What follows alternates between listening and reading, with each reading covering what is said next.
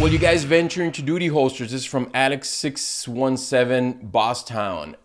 Yeah, we've talked about it. I've talked about it on the podcast. It's a great question, Alex. I've talked about it on prior podcasts, and yes, we're looking into it. We haven't really moved forward on or committed to it, but we have been looking into it. Obviously, there's a lot of patents out there, and there's a lot of designs that we need to look through and make sure that we're not infringing on anybody's patents, because that's the last thing we want to do. So we're looking at how we can create something that can give us an awesome level 2, level 3 retention type holster for law enforcement and military, and just for people out there that they feel more comfortable with a level 2 or level 3. So we have been looking into it. Are we going to do something? I have no idea. This is not me committing to level 2, level 3 holsters. We may not. It just depends where, all this takes us. The one thing that we are focused right now is on retail. We're trying to go retail full throttle to where, if you go to a Bass Pro Shop, you're going to find a Bravo Concealment holster. If you go to a Cabela's, you're going to find it. If you go to a Gander Mountain or Gander Outdoors, if you go to Academy Outdoors, any type of store, you're going to find a Bravo Concealment holster. The same holster that you buy online, you're going to find it there, at a retail store. And that is our goal. That is right now, that's what we're so focused on. And because we're focused on that, it doesn't leave us time to go out there and try to tinker with level 2s and level 3s. Doesn't mean that we won't ever do them, but it takes a lot of work into going into something like that. A lot. I mean, you're talking about a totally different type of holster, and you're talking about, you go to level 2, level 3s, and you have to design drop down holsters, stuff like that. And so that takes a lot of designing, that takes a lot of engineering. And so it does take a lot of work, but right now we're just so focused on trying to get into retail, because we feel that we have a great product, probably a product better than a lot of the retail stores are carrying right now. And so if we can put that in front of the faces of the everyday people that shop retail, then that'd be awesome, man. I mean, the one thing that we want to do is put a Bravo Concealment holster in everyone's hand. I said that before, and I got that from Rush Limbaugh. Rush Limbaugh's like, I'm never going to quit until everybody agrees with me. Okay, so Bravo's never going to quit until everybody owns a Bravo Concealment holster. How realistic is that? I get it. I understand that I'm being ridiculous, but at the same time, I'm serious in that mindset. That's the mindset that we have. Even though, is it achievable? Is it attainable? Probably not, but we're going to try to do it to the best of our abilities to get the most people out there to run a Bravo Concealment holster. That's our goal, man. And call it what it is. Oh, sorry guys. Sorry, I need to scroll up here because I'm falling behind here. Call it what it is, but you can say it's ludicrous, but that is our mindset. That is our goal. That's what we have.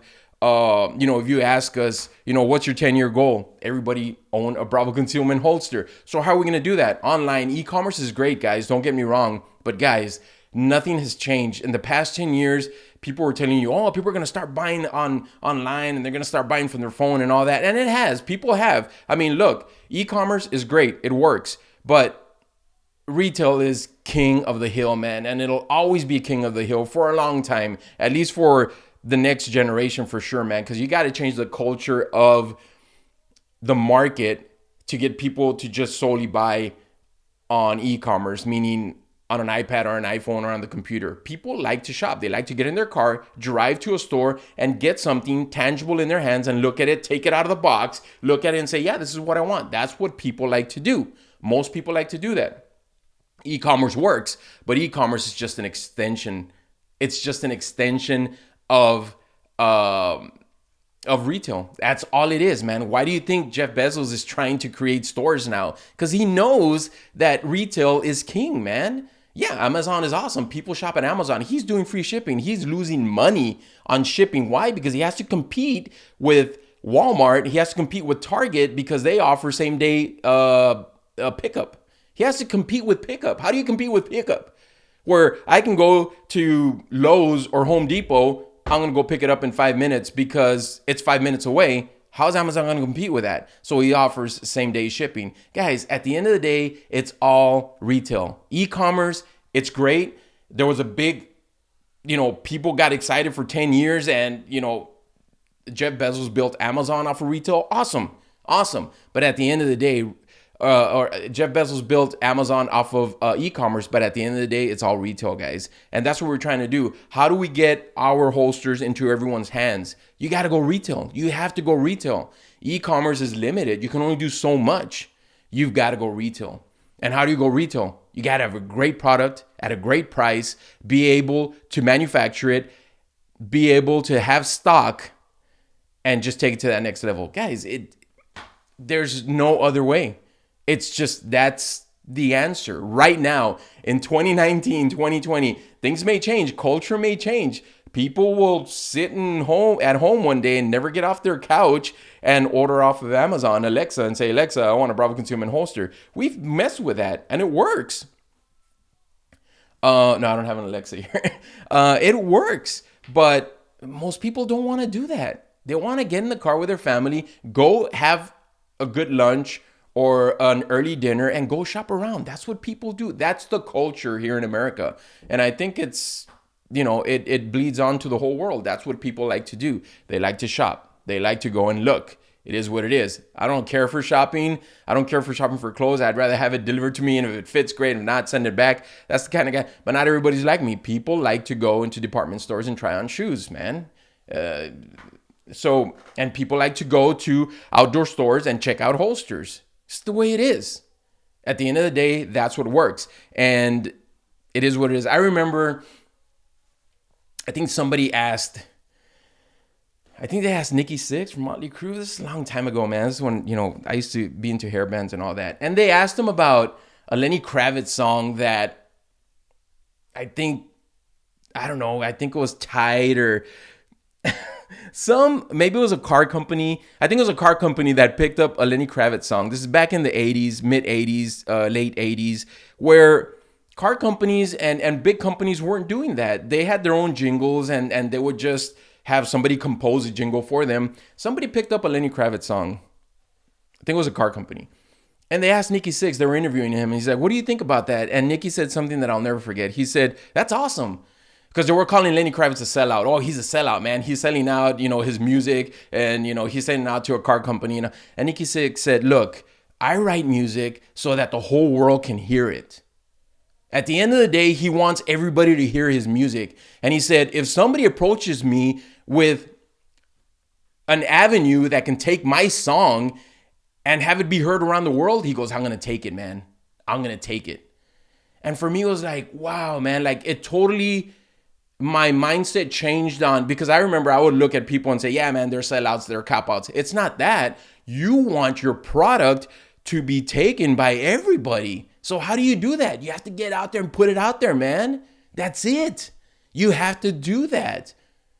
Doesn't mean that you make a lesser product. It doesn't mean that you make an inferior product. No.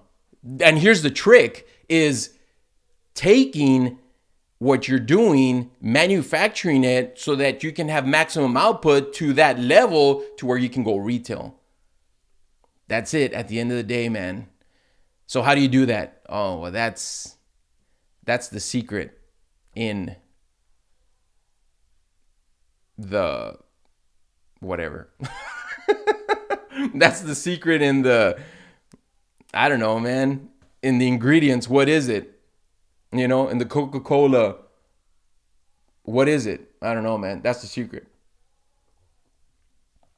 But that's it at the end of the day, guys. So, I know I digress, man. Somebody asked me where we're going to go to level 3 holsters. Yes, to answer your question, we would really love to do that, but we need to conquer this. We need to go out there and get in front of everyone. Now, you can go retail and go level 3. And go retail and go everyday concealment holsters like this. People that, your uncle will buy because he was never in the military, or your grandfather will buy, or even your dad because he was never an officer or anything like that. He's not, what is it, a range rat or anything like that. He just wants to conceal carry because he wants to protect his family. But then you've got the weekend warriors, man, that go out there and they want something better. Yeah, man, for sure. So yes. Is it something that we'll do? I can't commit to that. I can't promise you guys that, but I will tell you this, that we are looking into it, and I think about it almost every day, man. I think about it every day. So, guys, to answer your question, yes, there it is. Sorry about that. I went kind of long on there, but it was a question that allowed me to digress into something that I'm very passionate about. So, there it is. The perils of listening to me talking is that I can just go off and talk about something else.